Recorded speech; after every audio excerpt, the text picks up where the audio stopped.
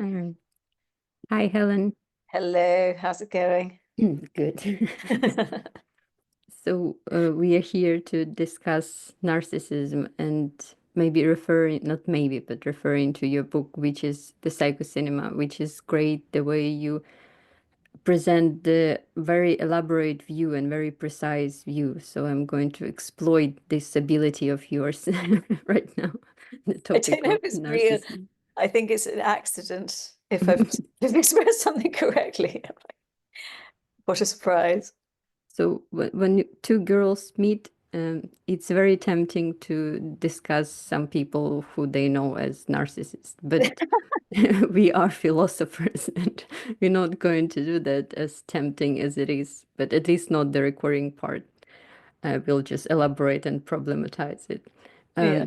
Um, so let's first maybe try to define narcissism and not going too much into maybe Freudian details Okay. because it's kind of elaborated in psychoanalysis, but it's not fun the way Freud elaborates it. This Yeah. pop psychology thing is more fun. So I think we would say that in Lacanian terms, narcissists should probably be one of the ways how we cannot incorporate or embrace the universal lack, something like that. So how Yeah, would you? that sounds very good. Now No, you do it. how would I do it? Well, I was thinking about this in terms of um, theology or religious traditions, in terms of how historic confessional religious traditions or various sort of moral codes give us a sort of set of aspirational virtues. And perhaps in some ways we can see narcissism and, well, a self-effacing or community-focused um, approach, a sort of oppositional but also dialectic, because often the self-sacrifice is a sort of form of narcissism. But yeah, if we think of this sort of like maybe a kind of theological question of morality and immorality, if confessional religions give us a sort of like rule of thumb guide of how to act well in the world at their best or worst. But perhaps we could say that immorality is something to do with being separating yourself, being selfish, enclosure, disconnected from other people, and morality, something to do with care, connection, concern for other people's desires. Of course, this is like a very basic non-dialectic explication because we can problematize that in all sorts of ways. But just in terms of like, I don't know if any of us went to like a religious school and we were sort of indoctrinated in some way, be kind to people, think about other people. And narcissism in this kind of like maybe textbook or pop version is to do with kind of a care for the self rather than a care for others. But I kind of do want to connect it a little bit to Freud because in a sense, of course, we're all narcissists and narcissism or primary narcissism, as Freud like delineates it, is actually necessary. And to tie that to Christianity, again, to sort of a confessional religious mode, maybe we can liken primary narcissism to the question of original sin. But original sin or sin in sort of from a romance language perspective means without or lack. It's an inevitable result of being a lacking subject. But basically, primary narcissism being the originary contraction that happens as a result of the trauma of birth, that a subject needs to sort of contract inwards to this sort of um, primordial demand for, I need milk, feed me, I'm going to cry, you've got to take absolute care of me, I don't have the capacity yet to participate as a subject in the world.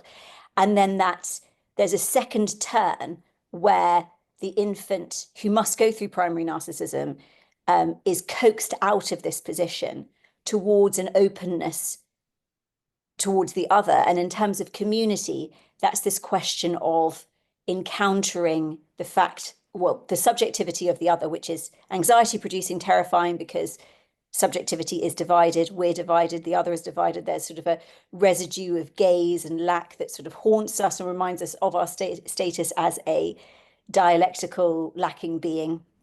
But when we confront the desire of the other, this is something that we all find kind of traumatic and difficult and anxiety producing.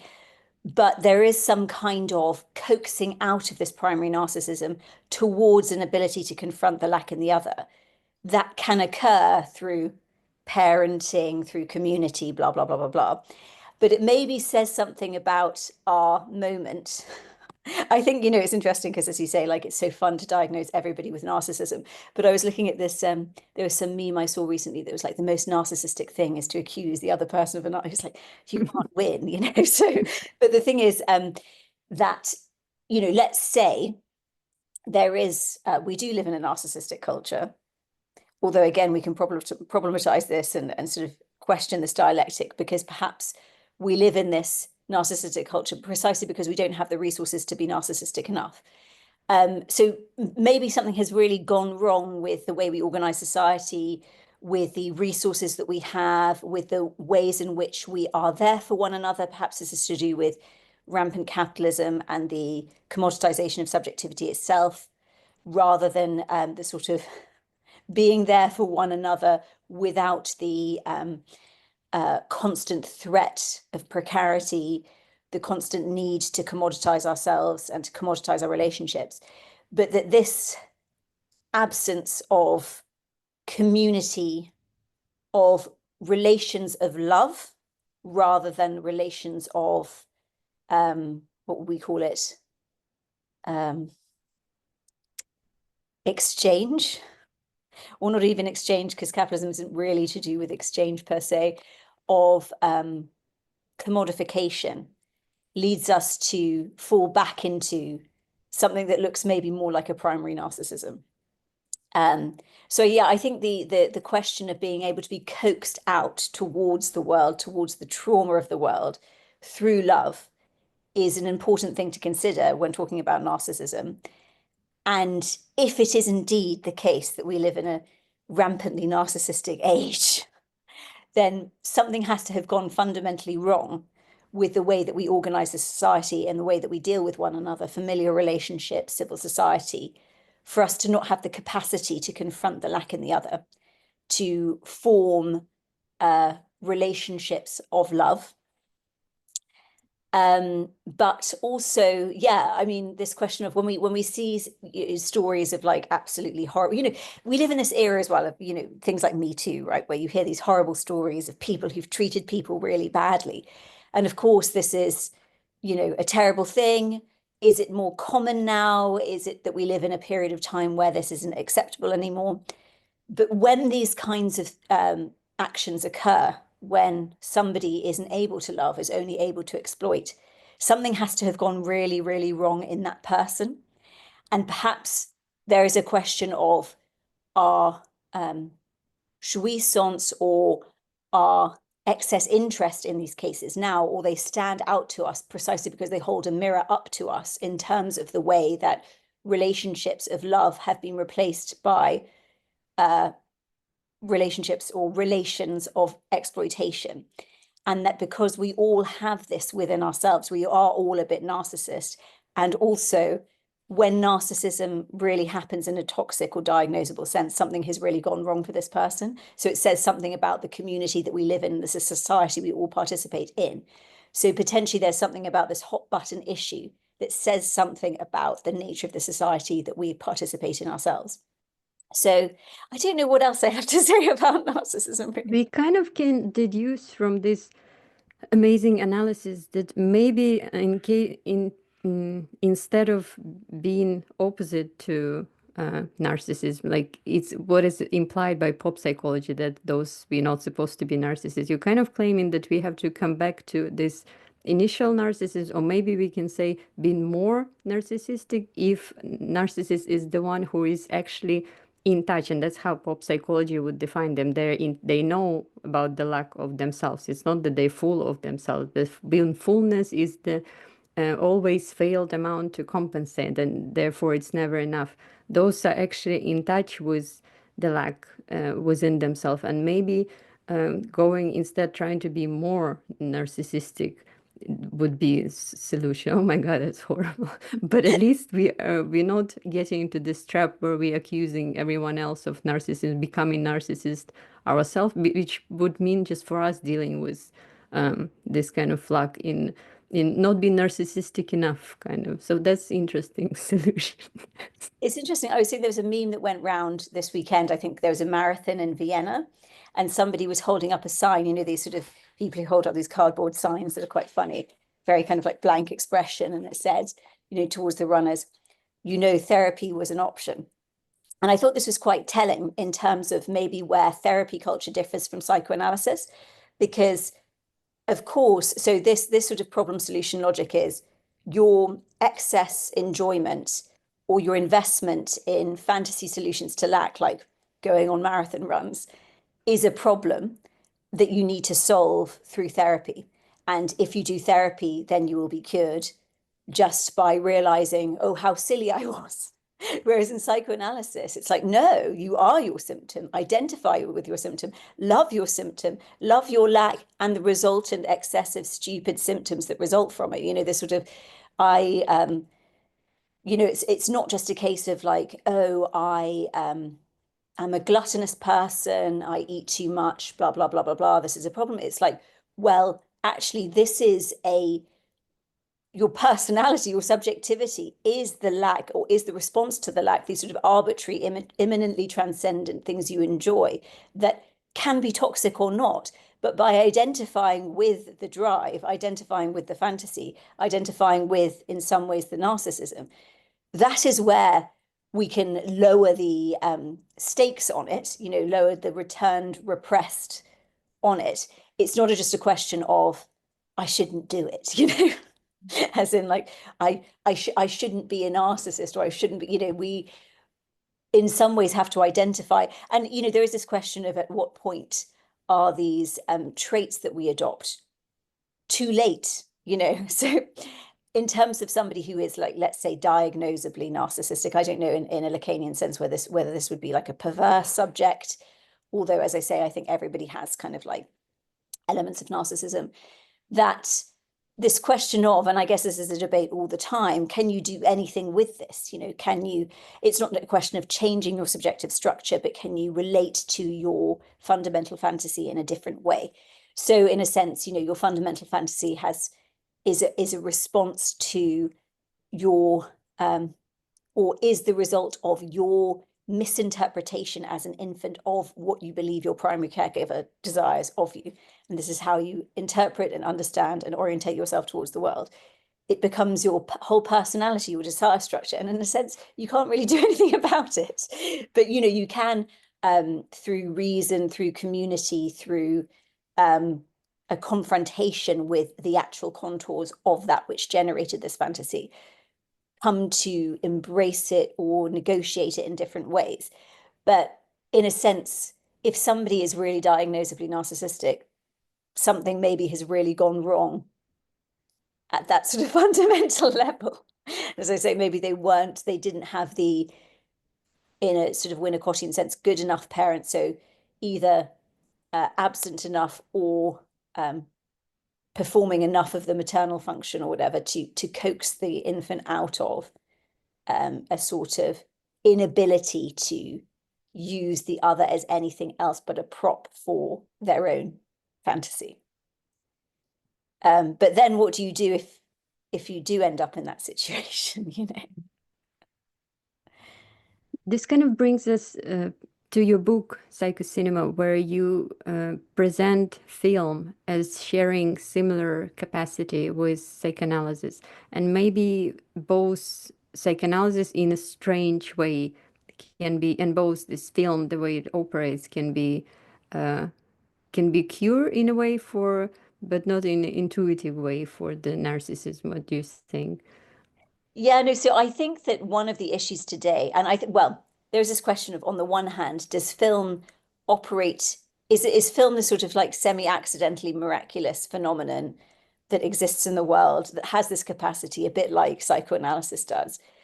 And does it beyond whether we ruin it or not with our stupid economy and our stupid desire to repress the contradictions of the economy and our stupid ideological fetishes to exploit the technologies we have to try to further and to mystify the toxic economic reality that we're in? Or does something about film itself transcend that and do something to our subjectivity.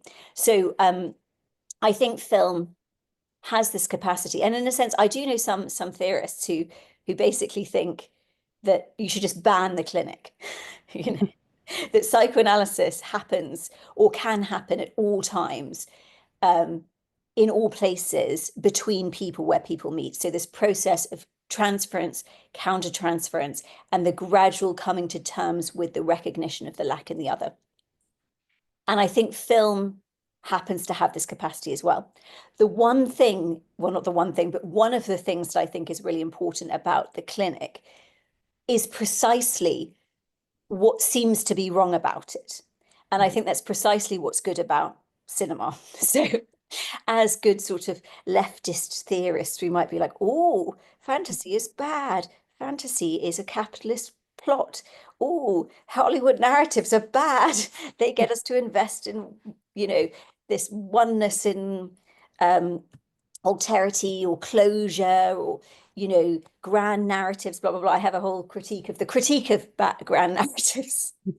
Of course, this is like a sort of a Hegelian thing, you know, it's not enough to just critique. You have to critique the critique because the critique becomes the ideology of the sort of, as a capitalism is a mode of production that is just very good at denial. So it can sort of appropriate all forms of critique into sort of denying the contradictions and mystifying them in all sorts of ways. But basically, so, you know, we can say that what's bad about psychoanalysis is that it's private, is that I had a short-lived relationship with somebody who, you know, the most dangerous form of knowledge is a little bit of knowledge. So basically, and I think there's a little bit of knowledge abounding in lots of critical theory and lots of forms of therapy culture. But how bad psychoanalysis was because Freud was a patriarch, and you know, you went to psychoanalysis and you lay down on a couch, and this was a submissive position. This is very bad. And you had a psychoanalyst who sat there and told you exactly what you know you desire and told you what you think and blah blah blah blah. And I was like, oh, actually, it's the precise opposite. Sniff, sniff, and checking sense in the sense that it is precisely the fact that we believe this that allows for transference to happen, which allows for countertransference, and which allows for the possibility of the gradual letting down in our desire.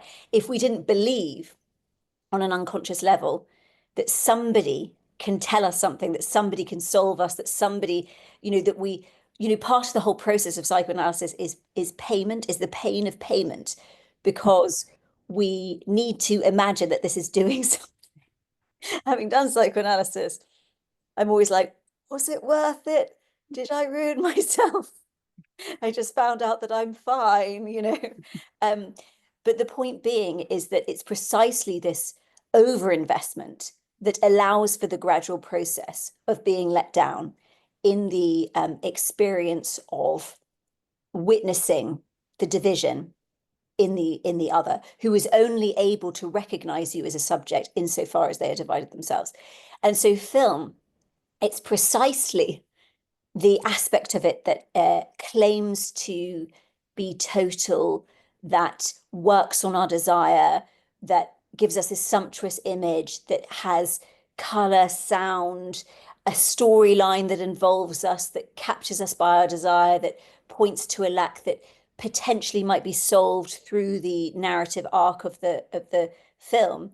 That is only through this overinvestment that we can, like the and I think Wizard of Oz is like a film that does this so well, you know, that gets us so invested that then we rip the temple curtain and we realize that God is not there, and then it really hits us, you know. So I think film, and some of the greatest films in cinema history, those that really stand the test of time, because I think they do something in terms of subjective destitution. There is a truth in the way that they allow a space for subjective destitution, which is a status that is really necessary for us to live in community with other people and to recognize our lack and the lack in the other, and to negotiate a reality that is born out of lack. And cinema can allow us to experience this in small doses. And sometimes when we see a really shit film, a Disney film that gives us exactly what we want, we can leave the cinema and feel completely empty. And maybe that's something that's commentable upon or whatever. But I think the best films sort of exploit in the same way that psychoanalysis exploits the sort of bourgeois delusion that we're going to be fixed in order to shove us the contrary reality. But it does so in sort of obviously in psychoanalysis, it takes a really long time because you can't just use an alphabet of ideas and say, oh, this dream, this symbol means this. And you get this so much in film theory as well, where you have like, um, oh, let's use psychoanalysis to unearth the hidden meaning of the film. What was going on in the director's head?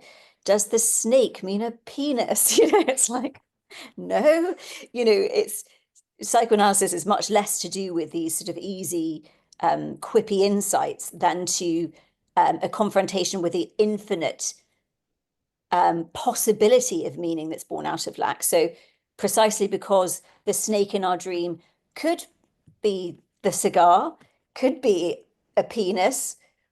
Well, actually, I mean, obviously, when Freud says a cigar is just a cigar, it could just be a snake, it could be a penis, or it could be anything.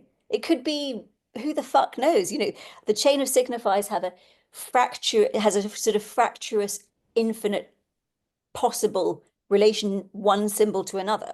So we can't just sort of concretize and say this is this and this is that.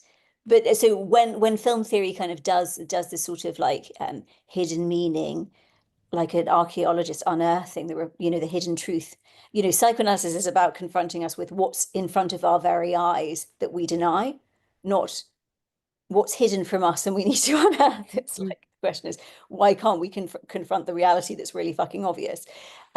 So yeah, I'm more interested in the sort of psychoanalytic process of film rather than using so-called psychoanalytic theory to learn something.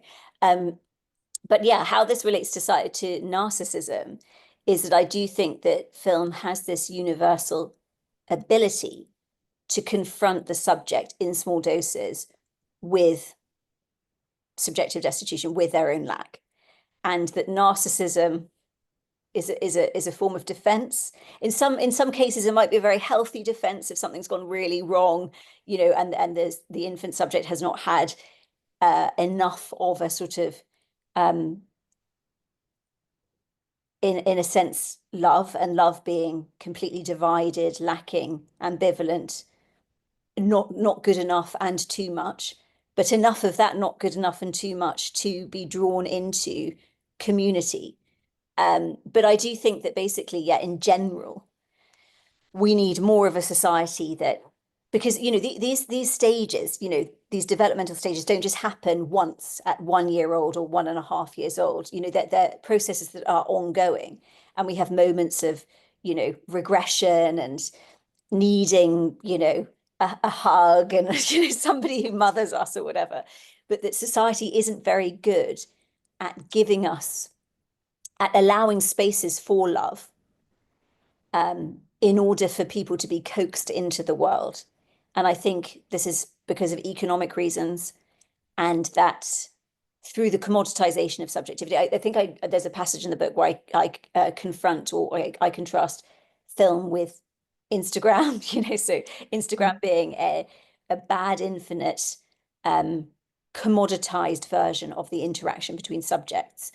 Whereas film, even though it is because of capitalism, we live in capitalism, and even if we think that we aren't capitalists, we all are. It is produced within the auspices of capitalism, but structurally, I think film contingently does something where it can not transcend, but point something out about the structure of capitalism and desire.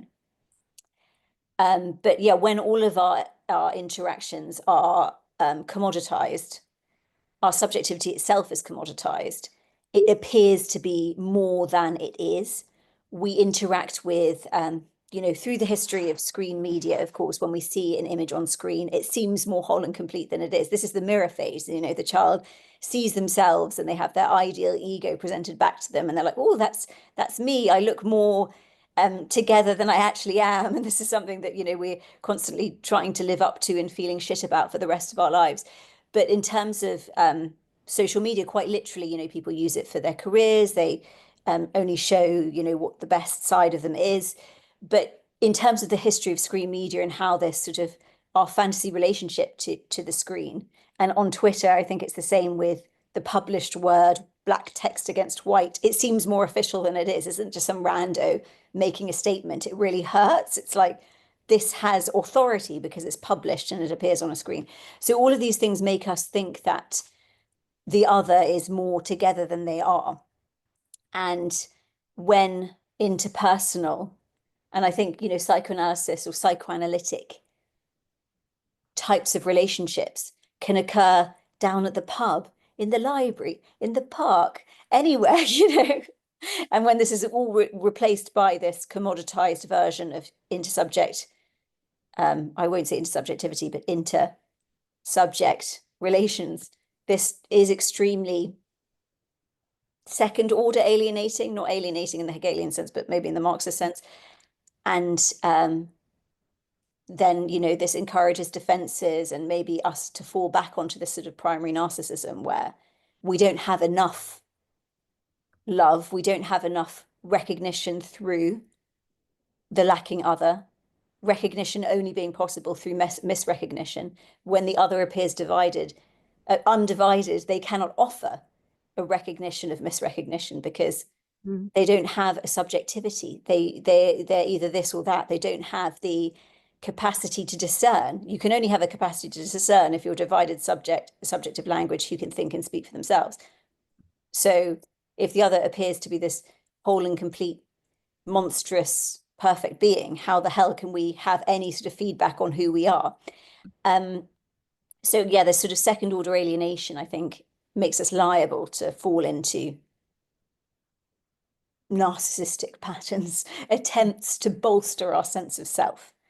Yeah, and I don't know about you, some confession I have, but I've talked about this loads of times on podcasts and stuff, is getting, I call it annoyment, where you enjoy getting annoyed, but like using the internet to sort of create narratives about what others have or don't have related to what you think that you should have relative to the market. Obviously, capitalism claims to be a sort of meritocracy and isn't. It justifies itself with all these sort of positive universals that it can never achieve because it's a completely unequal system.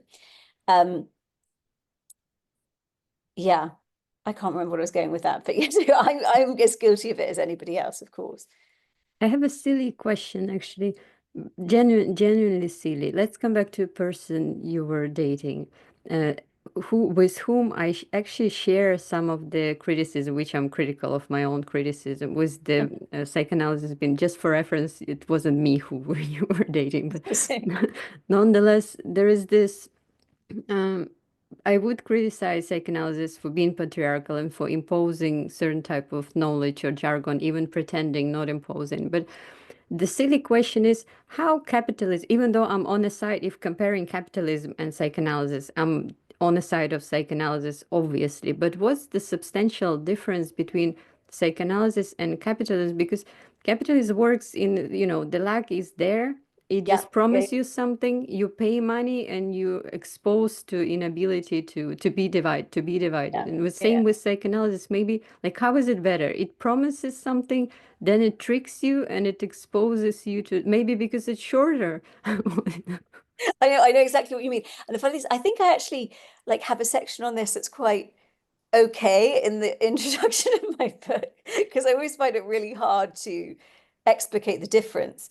Because yeah, the thing is, of course, with capitalism is like it goes on and on because it does not fulfill you, right? If it fulfilled you, it wouldn't work. So it is precisely the fact that it doesn't work that keeps it going. But I think the difference is whether a phenomenon, be it psychoanalysis or not, can help you enjoy directly the fact it doesn't work, or it exploits the fact it doesn't work and simultaneously denies it. So, I guess a good example of psychoanalysis working would be like after a certain period of time, you're like, shall we stop?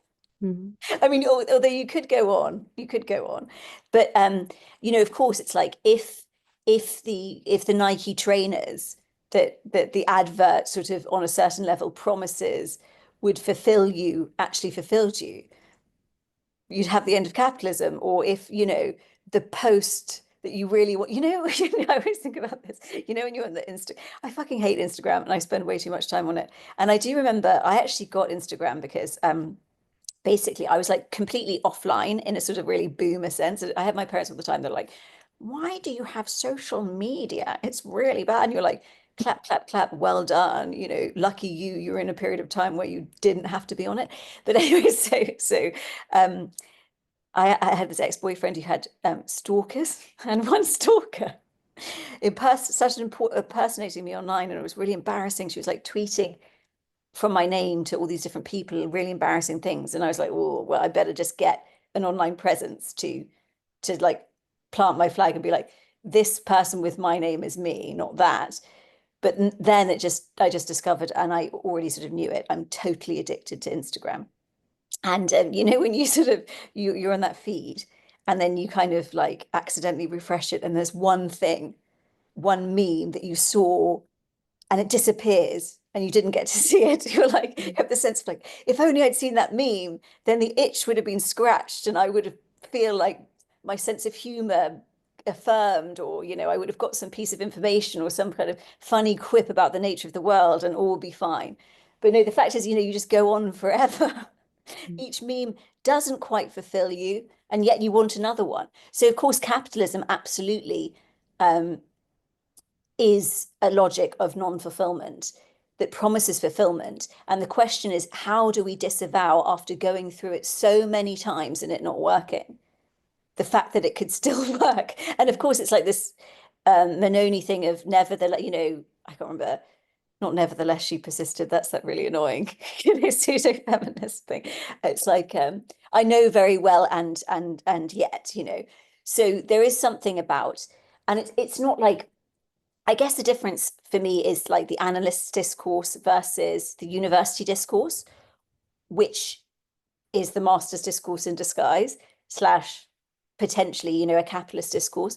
So the university discourse would be this Manoni, I know very well, and yet, so it's like we can have the really good critique, and we know it doesn't work. And look, we can repeat, it doesn't work. It doesn't work. We need communism. It doesn't work. And then the problem of communism itself becomes this sort of the amount, and I'm sure you recognize the same, because I'm sure we're in the same boat with lots of things. It's often the like you get involved in things that promise like revolution, that you're participating in this revolutionary process of do-goodery, and then you end up just getting like massively exploited and producing loads of value for capitalism.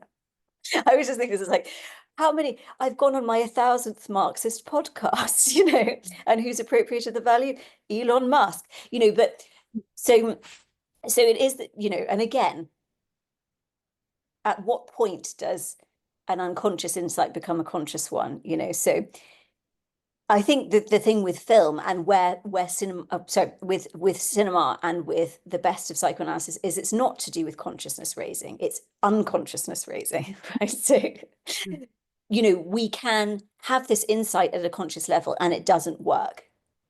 But there is something about the process of psychoanalysis, and I do think that, I mean, when I did psychoanalysis, I didn't lie down on any couch, which I'm sort of slightly suspicious of, but I did do it during the pandemic over Zoom. So what else can you do?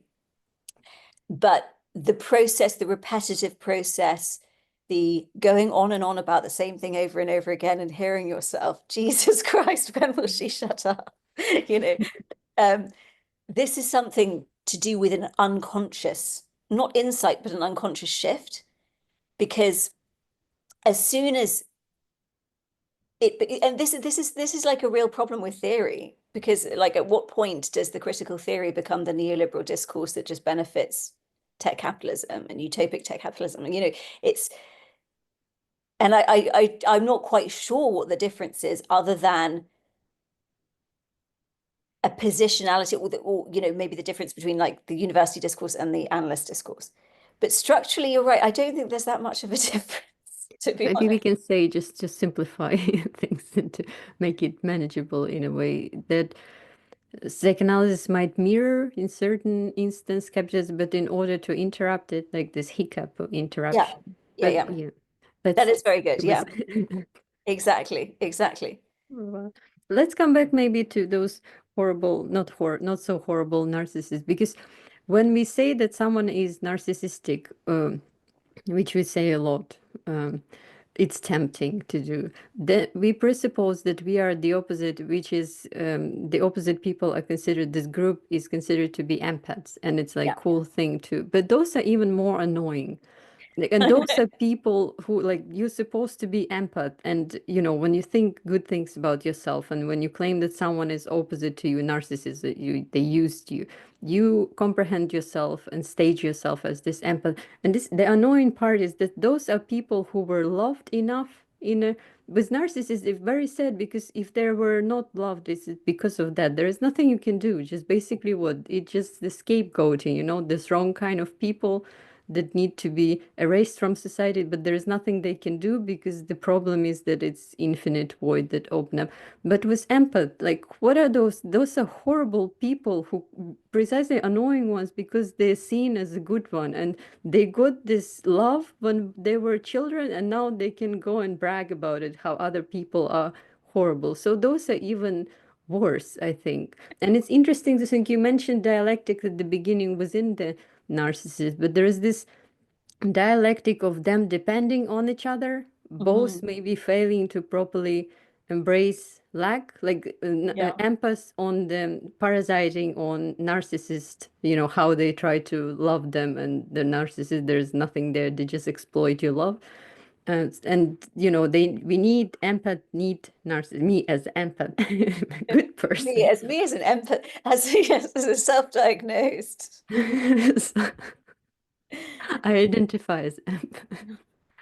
But the truth is that it's so unfair, because it just means that you were loved. Someone installed in you this illusion of you as a caring, good person, as you, someone who is there as loved one. You don't need to use others to prove it, which is so unfair. And there are other people who you use to call them narcissists, even if you have reasons. But like, this is how there's something that's really seriously unfair in this, and annoying, and the way they depend on each other. I don't have solution here. It's just Yeah.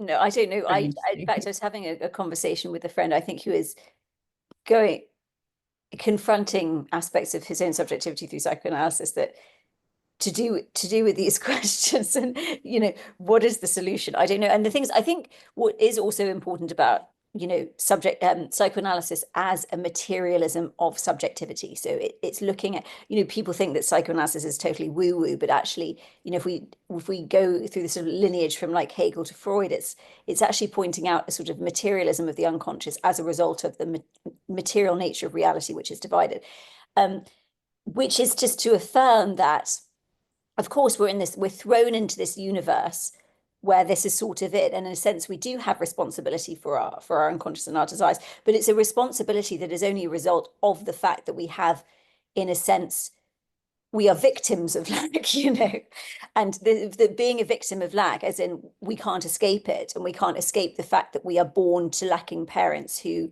um, enact their own subjectivity in a way that is beyond us. That this then lends us, it gives us subjectivity, which means that we are both agents and victims.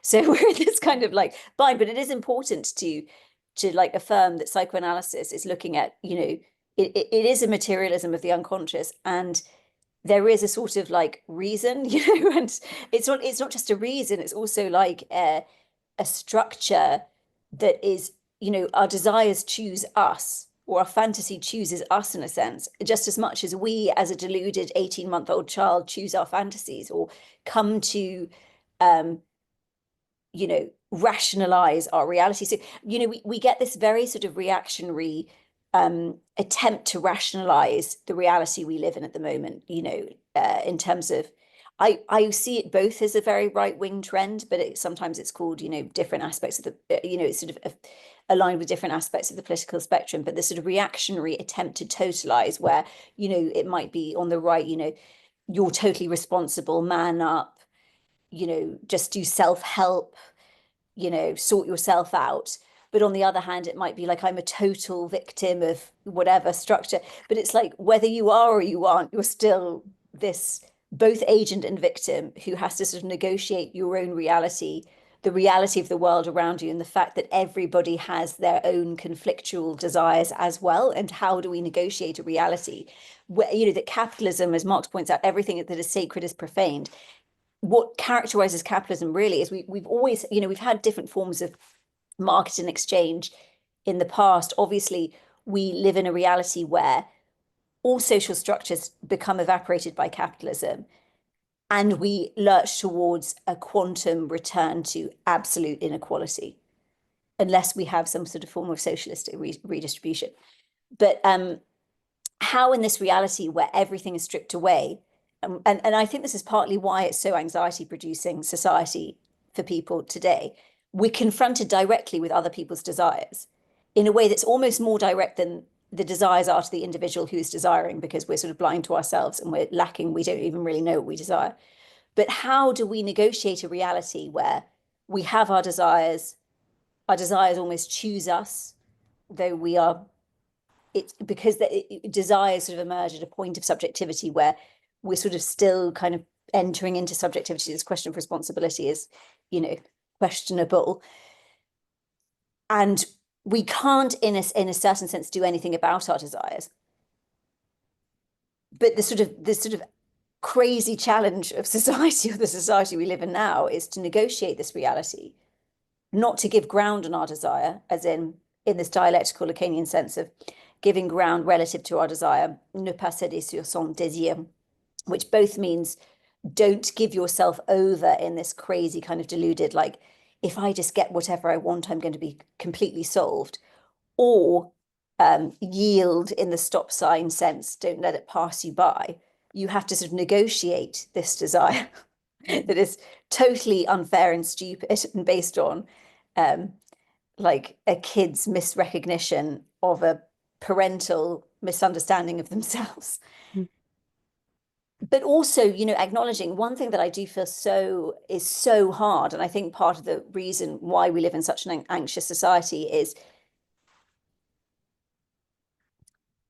we have very little mechanisms by which to affirm or recognize sacrifice or constructive sacrifice. We're invited to sacrifice for the market all the time. And our desires, or what we think are our desires, a desire overall to assuage lack, which in reality takes an infinite manifest form in terms of how it sort of erupts in each individual subject. But the sort of maybe the constant in capitalism is you can eradicate lack. So we're invited to sacrifice in this non-constructive, like very self-effacing, very unselfish way to generate value for capitalism, value being generated by unpaid for sacrifice. But then other forms of sacrifice, in terms of maybe thinking about negotiating our desires relative to other people in terms of living in community, or it becomes quite meta, because as good capitalist subjects, it's like almost giving up on what we believe is our desire is like the greatest failure in some sense in neoliberal capitalism.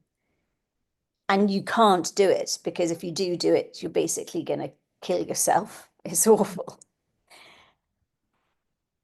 But there is no recognition. I think, what capitalism is particularly bad at is denying how fantasy and desire actually works, and where we sacrifice, and how the ultimate sacrifice for capital is lubricated by a belief that you're not sacrificing. Mm. So to bring it back to narcissism, I think the narcissist who is unable to have any kind of movement relative to their desire, to their fantasy, to the extent that the other just becomes a prop for this fantasy, cannot do any sacrifice at all. And then you get all these people sacrificing, like these empaths sacrificing, but maybe their desire is to sacrifice, you know. So lots of people have this sort of form of desire as well. But I think, yeah, I mean, I don't know what the solution is other than I do think that what psychoanalysis does expose, both theoretically and in terms of practice, is an understanding of the structure of desire. It might not be able to offer any kind of like positive solution other than an understanding which can be symbolized and digested and brought into the way we live our lives. And I think fundamentally it's to do with recognizing that, you know, drive and fantasy, desire literally make the life worth living. And, you know, without it, it's just a fucking void. But the void generates these things. But that there is no religious oneness and alterity. There's the experience of ecstasy, but no real undivided God-given ecstasy. But I think the narcissist has trouble coming to terms with that as a defense against the fact that they weren't given enough support to be able to give ground on this desire structure early enough. So in fact, they're good capitalists. They're good. It's like they haven't given up enough on their desire. I don't know. That was a sort of, I don't even know what I was saying there, but maybe there was something in there that was okay. Actually, great, but it makes me think, and you mentioned comedy a little bit in your book, it makes me think that the solution is not to embrace being narcissist, maybe, and not to embrace being empath, but to in both embrace the comedy of what they like. There is this structural, especially in narcissists, how the comedy of how it's the opposite of itself and how it's the impossibility of be who they trying to be. There is this comedy not as a solution, but comedy is the best solution because it's not solution, it's a way of embracing the inner contradiction. And there's the same thing going on in both the comedy of being empath or the comedy of being narcissist and the comedy of their dialectics. It's like this, so the comedy of it all, of all of it. Yeah, no, I agree. I think this is it. It's like, it is, humans are absolutely fucking ridiculous when you think about it. And do you know what is the funniest thing ever? No, but the funny, okay, it is actually really fucking funny. Is so obviously, yeah, you know, you have fundamental fantasy and sexuality is part of your fundamental fantasy. But if you were to line like 100 people up, I don't know, anonymously, because they couldn't possibly, it's so funny that it's like the most tragic thing. That's also what makes it funny. And other people say, you know, if you actually like heard what 100 people's sexual fantasies were, you'd be like, no, come on. Because this is all to do with, you know, and obviously these kind of canonical ones, because what we do, even though subjectivity can splinter off into infinite directions because of the nature of language and the nature of matter, you know, we are kind of brought up in similar ways, you know, as in we have a mother and a father, or potentially, or a mother and a mother, or primary caregivers, who the fuck knows, or whatever. We all go through being from zero to, you know, there are certain, we have to eat food, we have to fall asleep, you know, there's certain things that are similar. So, you know, you have things like people liking tights on a woman or women's ankles or something, and you can kind of see if you're like a small 18-month-old child and sort of perceiving the world from that perspective, you know, I don't know. But it's like, it's fucking ridiculous. It's ridiculous. But also these things become, and I from experience with narcissists, or yeah, that these things, I maybe something that does characterize a narcissist is the inability to take the joke on their desire, as in sexuality becomes, well, if you look at perverse sexuality, it's like it's the most serious thing in the world. And I've heard of perverse relationships where, precisely because a sacrifice or a sort of gap cannot be opened relative to this absolutism of fantasy, sexual fantasy, you actually can't have a relationship because, as Lacan says, love is giving what you don't have to somebody who is it can't have or don't have to somebody who doesn't want it. It's like love is something that resides around fantasy, and it's not quite the same thing.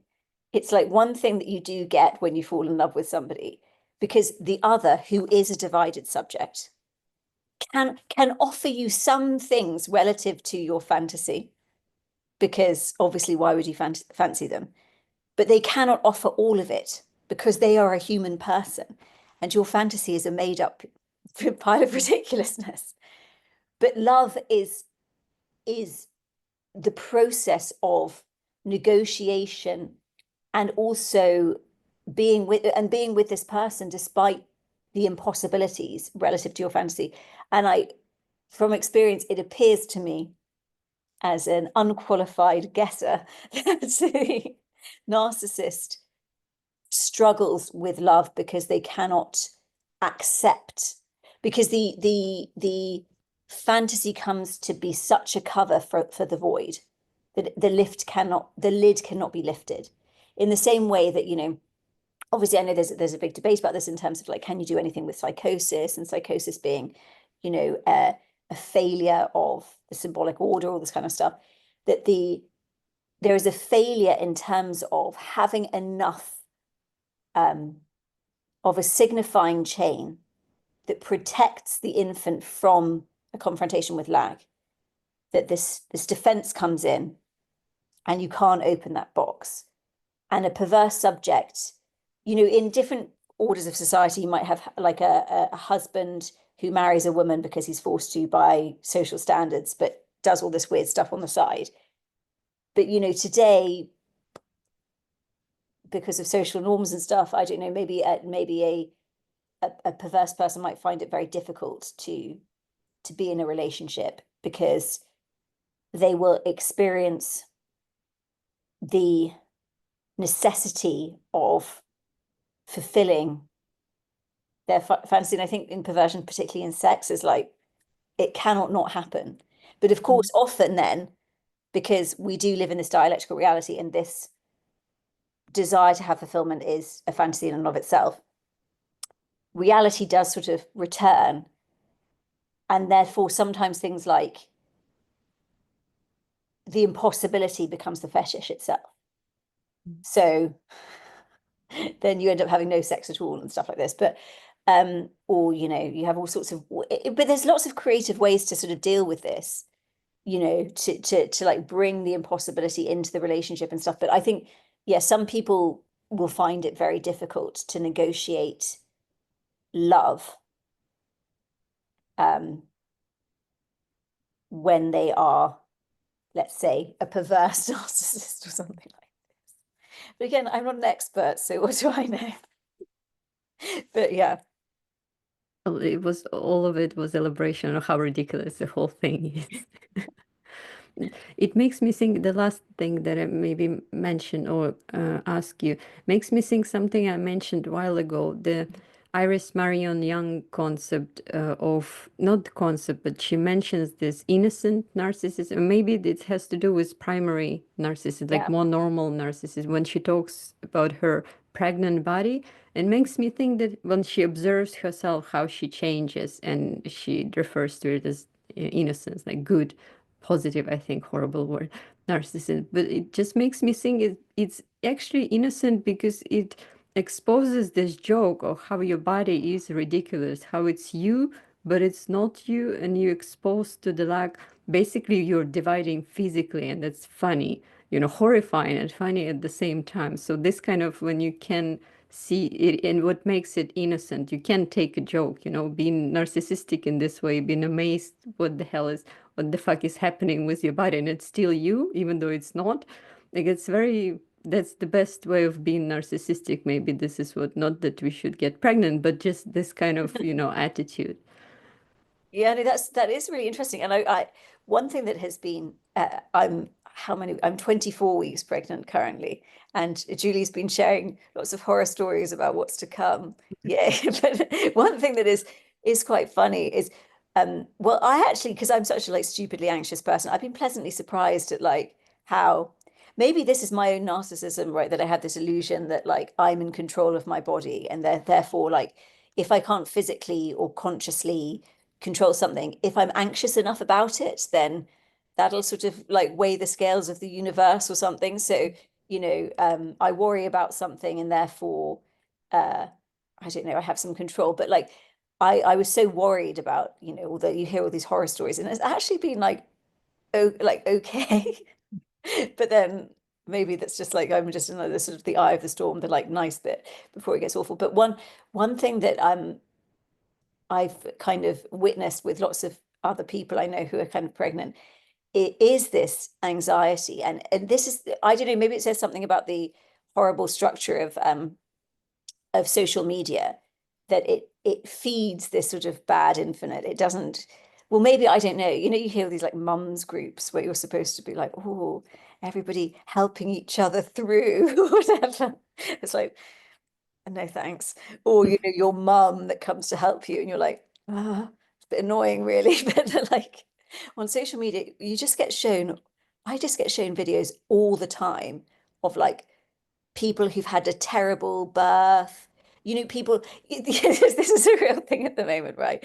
You have all these like influencers where, so this is where the conscious um critique of capitalism is not enough, because you have this sort of critique of, oh, capitalism, it's all about showing what you have.